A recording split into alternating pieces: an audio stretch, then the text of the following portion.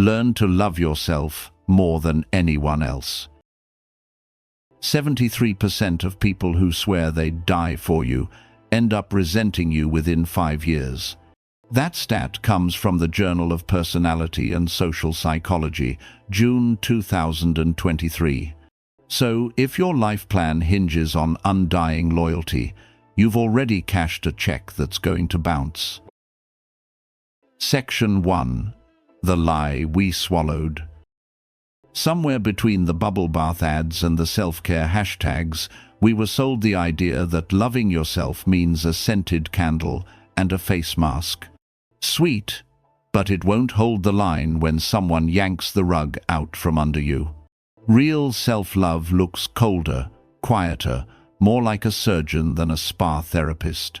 Machiavelli called it virtù, disciplined devotion to your own survival.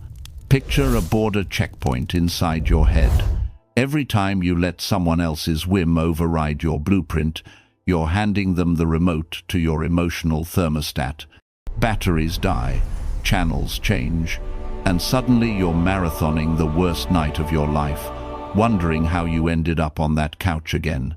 We're told selflessness is noble. I call it strategic self-disarmament. You're giving away your supply lines to whoever happens to march by: partner, parent, boss, the friend who just wants to help. They carve off pieces of your power while whispering, "This is for your own good." Here's the hard truth. Loyalty from others is rented, never owned. The rent spikes the moment you're broke, broken, or both. That's when the polite eviction notice arrives. It just isn't working anymore.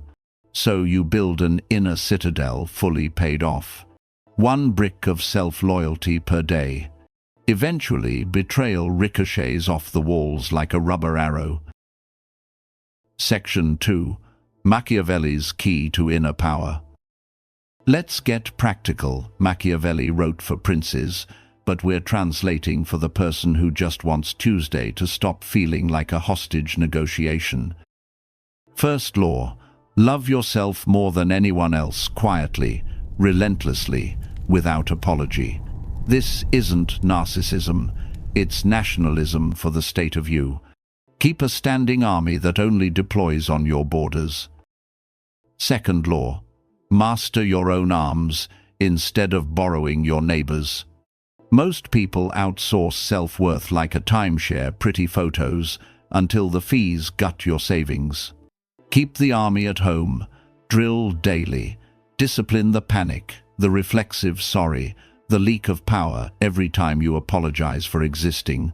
Third law: assume betrayal, not paranoia, just weather. You don't curse the rain, you carry an umbrella. Same with people. Emotional poncho in your pocket. Storm rolls in, you stay dry. Fourth law: solitude is production, not punishment. 1 hour a day, phone on airplane mode, mind on manual. Think of it as a forge alone. You resmelt pain into blade-grade steel. Then you carry that steel quietly. No need to flash it at Starbucks.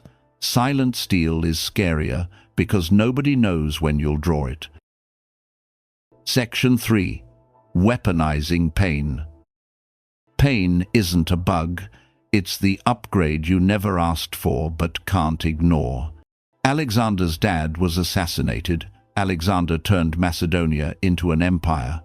Caesar took 23 stab wounds. His nephew became Augustus. Napoleon got bullied at military school. He came back, shut the school, rewrote Europe. Betrayal, bankruptcy, humiliation, each slice meant to kill you actually reveals the shell you've outgrown. Pain is the alarm clock that yanks you from the coma of comfort. 3 moves. Accept the hit. Feel the full depth of the wound. No doom scrolling. No "I'm fine" karaoke. Analyze the cut. Map the timing. Leverage points. Buttons they pressed. Transmute. Turn the wound into a range card. Every time the ache flares, you think, they can't hit me from that angle again. Comfort dulls the blade. Pain keeps it hungry. Section 4. Economy of power. Attention is a currency. Spend it like one. Every minute you spend justifying yourself to someone who already decided not to understand you is like tipping the waiter who spit in your soup. Budget emotional energy like it's Bitcoin in 2010, finite, undervalued, destined to spike. Quick rules. Say, I don't have the capacity for that, as often as needed. No apology. Capacity is a fact, like gravity. Create scarcity. Limit availability. Your presence, your replies, your enthusiasm. Scarcity raises demand. Ignore strategically. Indifference is camouflage. A sniper doesn't wave at the crowd, he goes still, then fires. The quieter you become, the more they lean in, wondering if they've lost you. Balance. Enough silence to command respect, not enough cruelty to start a revolt. Section 5. Calculated fear. Love is fickle. Fear, properly applied, keeps the machinery humming without overtime pay. A ruler who banks on love wakes up one day to find it cooled, replaced by the newer model who posts better memes. Boundary enforcement doesn't need volume, just inevitability. A calm, no repeated, like a metronome, teaches the room faster than any meltdown. Low voice, slow blink, unflinching stare. They feel the boundary like glass, see-through, unbreakable. Fear is salt. Too little, bland, too much, inedible. Taste as you go. Section 6. Becoming untouchable. Daily practice. No vacations, no cheat days. Morning. 30 minutes alone, no inputs, only output. Write, lift, plan the conquest of the day. Midday. 1 ruthless micro-decision. Cancel, refuse, delete, delegate, anything that smells like obligation, disguised as opportunity. Night. Quick audit. Did today's actions increase or decrease your power balance sheet? If decrease, fix it before sleep. Ruthlessness isn't cruelty. It's editing. Cut the subplot so the main storyline breathes. Untouchable isn't emotionless. It's self-sourced. Your mood thermostat sits inside your ribcage, not in someone else's pocket. When rejection comes, and it will, it meets Teflon, not Velcro. It slides off. The fortress isn't built once, it's mortared daily. Tiny refusals, microscopic keystone habits.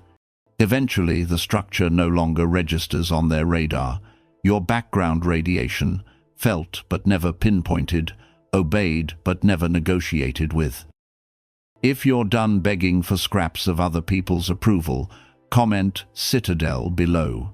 I'll DM you a one-page checklist that compresses these 9 laws into a 5-minute daily drill. Build the inner fortress, or keep paying rent to people who only remember your name when they need something. Choice is yours.